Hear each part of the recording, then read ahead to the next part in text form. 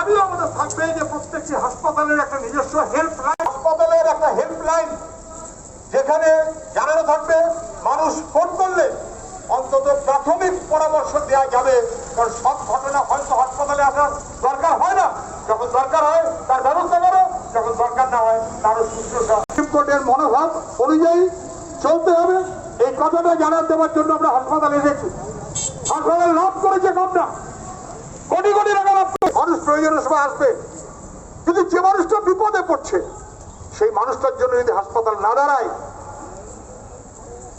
তাহলে আমাদের ভূমিকা কি হলো? মধ্যে রাখা কিভাবে সম্ভব তার ব্যবস্থা করতে হবে, এই কথাটা বলার জন্যই আজকে আমরা এসেছি। ফলে আমি আমার ব্যবস্থা করতে পারে পশ্চিমবাংলার সরকার, কেন পারবে না? তখনও সুপ্রিম কোর্টের অর্ডার হয়নি, এখন তারপরে সেক্রেটারিকে দেবো। সরকারের কাছে আমাদের দাবি থাকবে, এটা সরকারের দায়িত্ব, সরকার সব তুলে দিয়ে নেচে বেড়াচ্ছে সরকার, এটা চলবে না।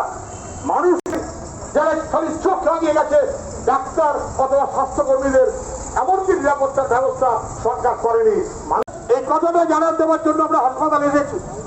হাসপাতাল লাভ করেছে কম না, কোটি কোটি টাকা লাভ করে। মানুষ প্রয়োজনের সময় আসবে, কিন্তু যে মানুষটা বিপদে পড়ছে সেই মানুষটার জন্য যদি হাসপাতাল না দাঁড়ায়